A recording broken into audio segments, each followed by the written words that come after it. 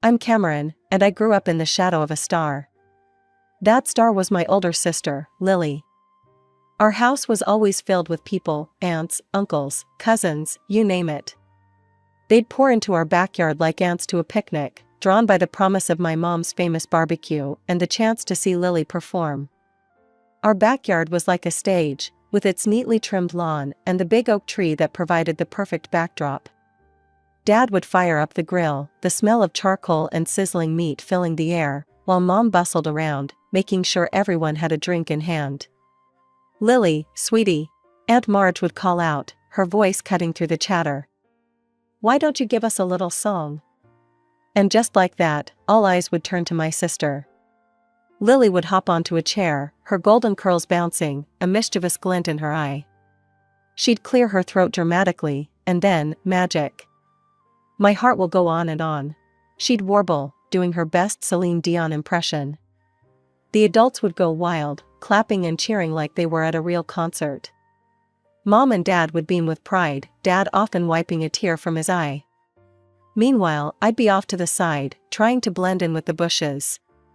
It's not that I didn't want to join in, but every time I opened my mouth to sing, it sounded like a cat being strangled. And poetry? Forget about it. The words would tangle on my tongue, leaving me red-faced and stammering. I've heard my relatives whisper that I'm so unlike my sister. It wasn't just the relatives. Mom and Dad made it clear who the star of the family was. While Lily got shuttled from dance classes to singing lessons to art workshops, I was left to my own devices. Not that I minded much. I found solace in the dusty old books that lined our shelves. The only person who seemed to get me was Great Aunt Maggie. She'd find me hiding behind the garage or up in the treehouse, nose buried in a book. "What adventure are you on today, Cameron?" she'd ask, settling down beside me. I'd look up, grateful for the interruption. "Oh, just reading about ancient Egypt," I'd say, showing her the cover of my latest find. Maggie would nod, her eyes twinkling. "You've got a good head on your shoulders, girl. Don't let anyone tell you different." Those moments with Maggie were like a balm to my soul.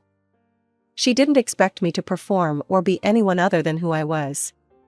With her, I could just be Cameron, the quiet, bookish girl who preferred the company of paper and ink to the chaos of family gatherings. But as much as I cherished those moments, they couldn't erase the sting of being the forgotten child. Every time Lily mastered a new song or won another award, my parents would shower her with praise and gifts. New clothes, the latest gadgets, you name it, Lily got it. And me? I got hand-me-downs and sighs of exasperation. School became my sanctuary. While I wasn't exactly Miss Popularity, I found my groove in the classroom. I wasn't content to just sit there and let the lessons wash over me. No, I was determined to understand every single thing the teachers said. "Mrs. Thompson," I'd say after class, my voice quiet but steady, "could you explain that bit about mitosis again? I didn't quite get it." She'd smile, obviously pleased by my interest. "Of course, Cameron. Why don't we go over it together?" If a teacher couldn't spare the time, I'd ask for book recommendations. Soon, my backpack was always bulging with extra reading material. I'd stay up late, poring over those books, determined to master every subject. All that hard work paid off. By the time I hit high school, I was top of my class. For once in my life, I was the best at something. I even made a few friends, other bookworms, who didn't mind my quiet ways. As graduation approached, our house became Lily Central. Mom was constantly helping her put together her portfolio for the advertising and PR program at some fancy college. "Oh, honey, this campaign idea is perfect." Mom would gush, looking at Lily's work. "You're so talented." I'd roll my eyes and retreat to my room, burying myself in my studies.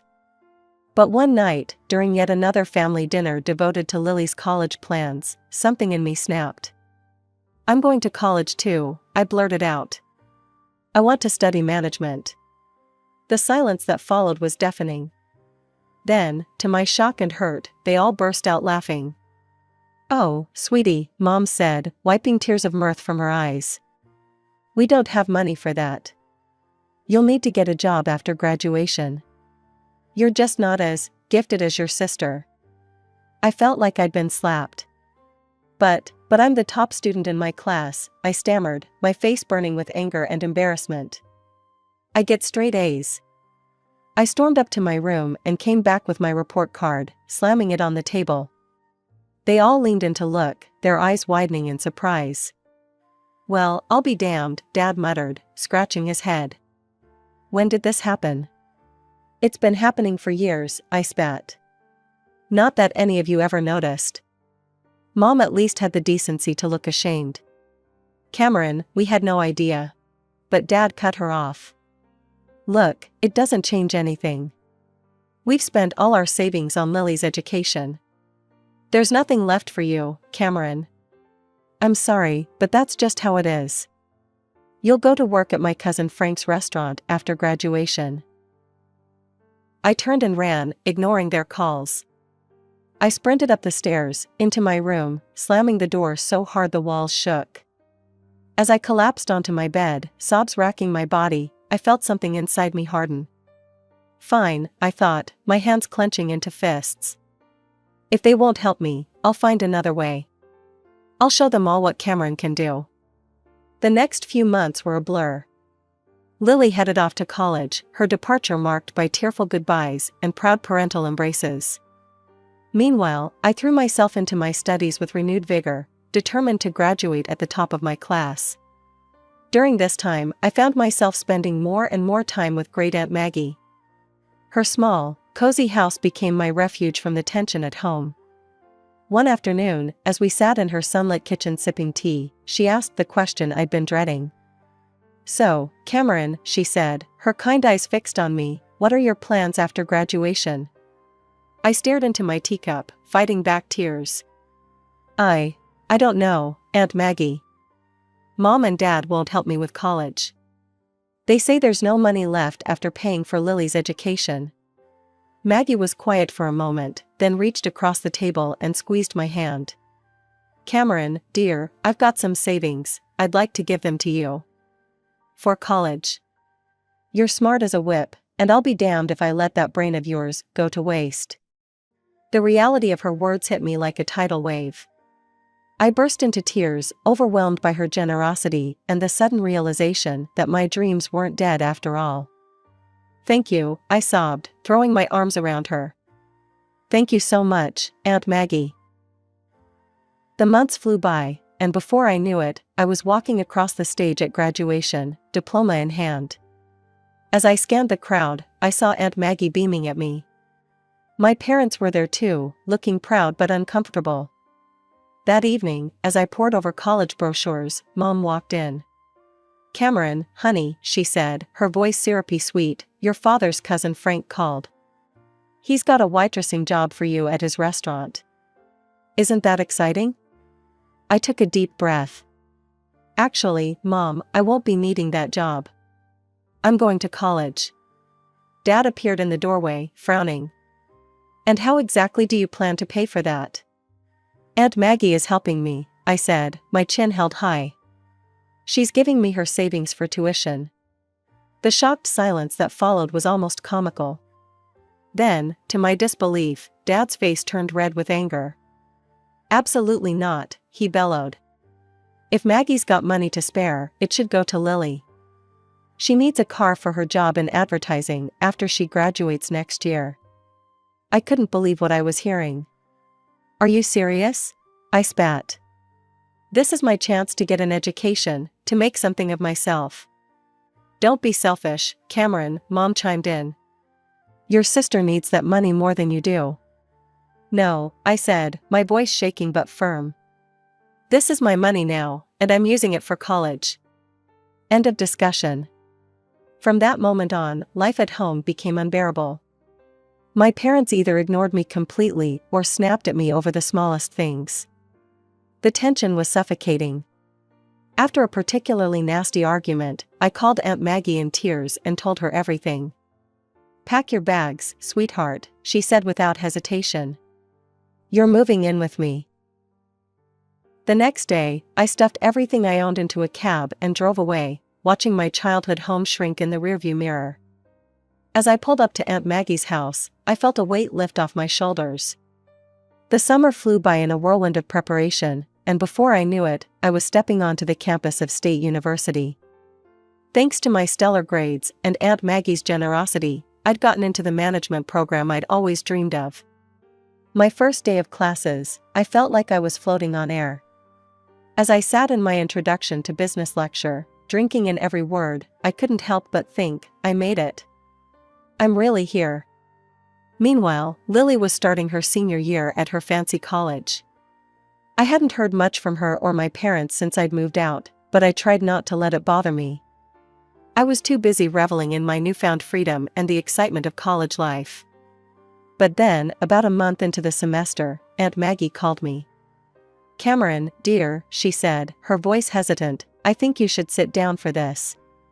My heart raced as she filled me in on the family drama I'd missed. Apparently, Lily had shown up at home out of the blue, announcing she'd dropped out of college. The reason? She was pregnant.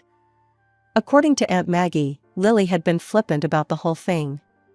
"Oh, don't worry," she'd said, tossing her hair. "The baby's father is loaded. We'll be getting married soon." But the story didn't end there. It turned out Lily's boyfriend wasn't as committed as she'd thought. When he found out she'd been sleeping with his friend too, all hell broke loose. "Now they don't even know who the father is," Aunt Maggie sighed. I sat there, phone pressed to my ear, trying to process it all. Part of me felt a twisted sense of satisfaction, the golden child had fallen from her pedestal. But mostly, I just felt sad for Lily and the mess she'd gotten herself into. The saga continued over the next few months. Aunt Maggie kept me updated on all the gossip from the family gatherings I no longer attended. When Lily's baby was born, a DNA test confirmed her boyfriend was indeed the father. But instead of the fairy tale wedding Lily had envisioned, he simply agreed to pay child support. The final blow came when Lily, desperate for work, took a job as a waitress at Uncle Frank's restaurant, the very job my parents had tried to foist on me. As I hung up the phone, I felt a whirlwind of emotions. There was a small, petty part of me that wanted to gloat, to rub my success in my family's faces. But mostly, I just felt a profound sense of gratitude for where I was and how far I'd come. For years flew by in a blur of lectures, exams, and late-night study sessions. Before I knew it, I was walking across the stage at graduation, my hard-earned management degree clutched tightly in my hand. As I scanned the crowd, I saw Aunt Maggie beaming at me, tears of pride in her eyes. Thanks to my top grades and glowing recommendations from my professors, I landed a job as a manager at the Gilded Fork, one of the most prestigious restaurants in the city. The salary was more than I'd ever dreamed of, and for the first time in my life, I felt truly successful. With my first paycheck, I knew exactly what I wanted to do. I marched into the electronics store and bought the latest smartphone for Aunt Maggie. Her face lit up when I presented it to her. "Oh, Cameron," she gasped, turning the sleek device over in her hands. "This is too much." I grinned, already pulling out my own phone. "Not at all. Now, let me show you how to use it." Over the next few weeks, I taught Aunt Maggie the ins and outs of social media. She took to it like a duck to water, especially loving Facebook's video feature. Soon, her page was filled with clips of her garden, her cat, and her infamous apple pie in various stages of creation.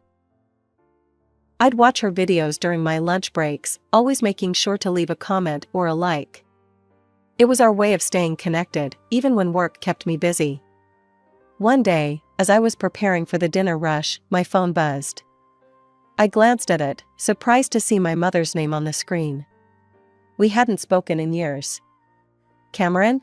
Her voice was hesitant. We were hoping you might come over to talk." After a long pause, I agreed. That Sunday, I found myself standing on the porch of my childhood home, my hand hovering over the doorbell. Before I could press it, the door swung open. "Cameron!" My mother pulled me into a tight hug. "Oh, sweetie, it's so good to see you." Inside, I found my father, Lily, and a toddler I assumed was my niece. The atmosphere was tense, but not hostile like I'd feared. "You look good, kiddo," Dad said, his voice gruff but warm. "We hear you're doing well for yourself." I nodded, still wary. "I am. I'm a manager at the Gilded Fork now." Their eyes widened at the name of the restaurant. Mom cleared her throat. That's wonderful, dear. Actually, that's part of why we wanted to talk to you." Over the next hour, they apologized for how they'd treated me, admitting they'd been wrong to dismiss my potential. Then came the real reason for the reunion. "Cameron," Mom said, glancing at Lily, we were wondering if you might be able to help Lily get a job at your restaurant." I looked at my sister, bouncing her daughter on her knee. She wouldn't meet my eyes. "I'll see what I can do," I said finally. "No promises, but I'll ask." True to my word, I spoke to Mr. Reeves, the restaurant owner, about Lily. To my surprise, he agreed to give her a shot as an administrator. Lily started the following week. I watched her closely, half expecting her to fail or cause drama. But to my shock, she excelled. She was punctual, efficient, and the customers loved her charm. As the weeks passed, I found myself relaxing around her. We weren't best friends by any means, but we developed a cordial working relationship. Just when I thought I had everything figured out, the universe decided to throw me another curveball, this time a positive one. Mr. Reeves called me into his office one day.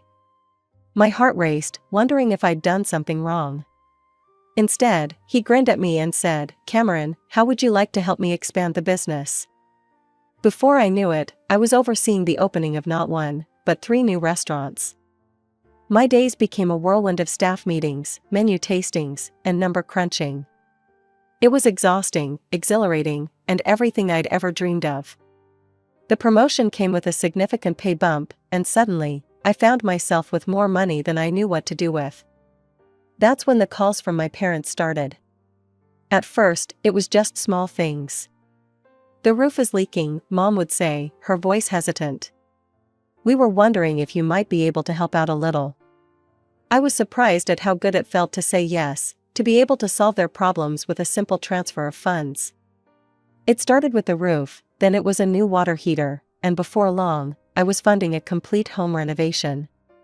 As their financial situation improved, thanks to my monthly allowance, the infamous family parties started up again. But this time, when I attended, things were different. "Have you heard about Cameron's latest project?" Mom would gush to the relatives. "She's opening a new restaurant downtown. We're so proud of her." I'd catch Lily's eye across the room, and she'd give me a small smile. She was doing well too, having been promoted to head administrator at the Gilded Fork. "My girls," Dad would say, an arm around each of us. Both of them making their old man proud. Part of me wanted to be bitter, to remind them of how they'd treated me before. But a larger part reveled in the warmth of their approval, something I'd craved for so long. As I drove home that night, I felt a sense of contentment wash over me. Finally, after all these years, I had what I'd always wanted, success in my career and the love and appreciation of my family. I was the golden child now, but better than that, I was my own woman, standing on my own 2 feet. It was a lazy Sunday afternoon when my world came crashing down around me. I was scrolling through Facebook, sipping my coffee, when I saw that Aunt Maggie had posted a new video. It was from one of the family gatherings I'd missed due to work commitments. Smiling, I clicked play, expecting to see the usual scenes of laughter and merriment. What I saw instead made my blood run cold. There, in living color, were my parents, their faces flushed with alcohol and self-righteousness. Mom was gesticulating wildly, her voice slurred but unmistakable.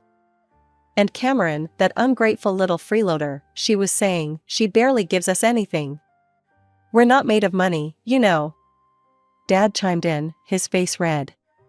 "That's right. We're doing just fine, thanks to our Lily. She's the one keeping that fancy restaurant afloat. Cameron just rides on her coattails." The video continued, with various relatives nodding along, some even adding their own criticisms. Lily sat in the corner, looking uncomfortable but not contradicting them. As the video ended, I sat there, stunned. How could they? After everything I'd done for them, all the money I'd given them, how could they turn around and say such awful, untrue things? With shaking hands, I scrolled down to the comments. There, I saw a stream of messages from my parents. Maggie, delete this video right now. You had no right to post this. Take it down immediately. But Aunt Maggie's response made me burst into tears. I don't know how to delete videos, and even if I did, I wouldn't. It's time everyone saw the truth about how you treat Cameron. She's the one supporting you, and this is how you repay her kindness? Shame on you both. I sat there for what felt like hours, replaying the video, reading and rereading the comments. The betrayal cut deep, reopening wounds I thought had long since healed. Finally, I picked up my phone and dialed Aunt Maggie's number. "Oh, Cameron, dear," she said when she answered, her voice full of sympathy. "I take it you've seen the video?" "Yeah," I croaked, my voice raw from crying. "I can't believe it, Aunt Maggie." "How could they?" I could hear the anger in her voice as she replied, "They've always been like this, Cameron. You just haven't been around to see it. I'm sorry you had to find out this way, but maybe it's for the best. You deserve to know the truth." We talked for hours, Aunt Maggie comforting me as I cycled through shock, anger, and grief. As night fell, I made a decision. I'm cutting them off, I told Aunt Maggie, my voice firm despite the pain in my heart. No more money, no more help. They made their bed, now they can lie in it. The days following the video revelation were some of the hardest of my life. My phone buzzed constantly with messages and calls from my parents, but I couldn't bring myself to answer. Their words, so cruel and untrue, played on a loop in my mind.